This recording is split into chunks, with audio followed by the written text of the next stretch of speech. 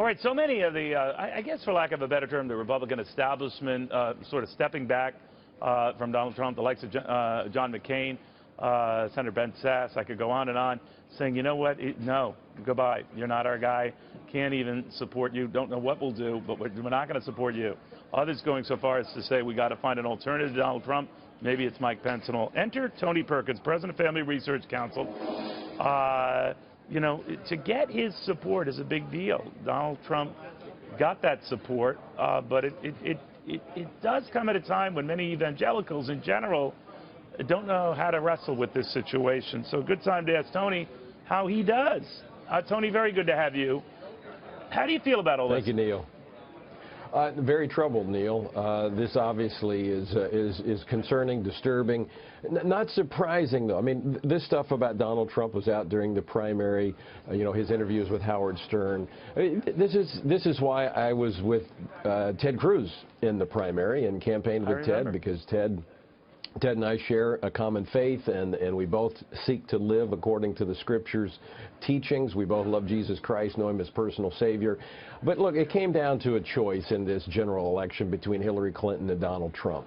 And as I have said many times, what brought me to the point of supporting Donald Trump was not shared values. I'm not going to try to cover that up. We don't share the same type of values. We don't see the world the same way. Although we do have some shared concerns. We have concerns over the Supreme Court and the next president, what type of justices they'll appoint. He has said he will appoint pro-life justices. Hillary Clinton, her first campaign event after receiving the nomination was with Planned Parenthood. She's made very clear, the party's platform is very clear, that they want to force every taxpayer to fund elective abortions. We look at national security. Donald Trump has said he's not afraid to call out who our enemies are. And then, of course, he's made a big issue of religious liberty and freedom in this country, which, if we continue what we've seen in the last 8 years under Barack Obama, we're not going to have religious liberty in this country. So, well, Tony, have any of your followers been dissuaded or concerned? I mean, what if there are more tapes that are released, as some have intimated, and even more embarrassing or compromising language used? Do you stand by them? You just say, all right, we might not clip over the messenger, but we like his message. Well, I mean, at this point, I mean, realistically, there's not another option. Ballots are out. People are already doing early balloting. I mean, this is, we have what we have. And I'm not going to seek sanctuary on the sidelines and say, you know what, I can't do anything about this.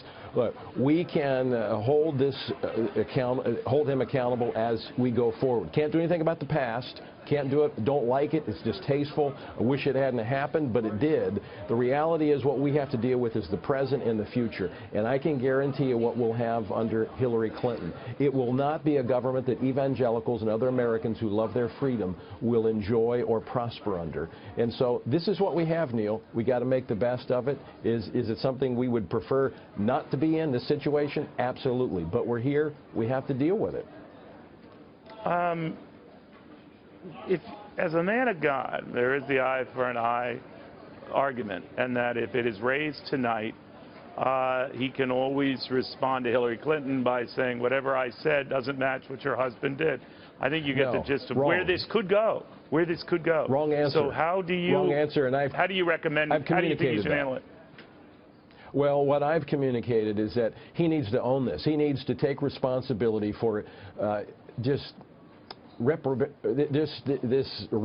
behavior, this wrong behavior, this immoral behavior. He needs to own it and say, you know what, that I did. And don't come back at her and leave that out of it. Just move on. Leave that completely. This is not about Bill and Hillary. This is about Donald Trump.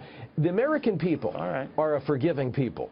He needs to ask for forgiveness and say, you know what, I have made mistakes like this in the past, but here's my commitment to you and to God. I'm going to do my very best going forward to live in a way that does not dishonor this office or dishonor the American people.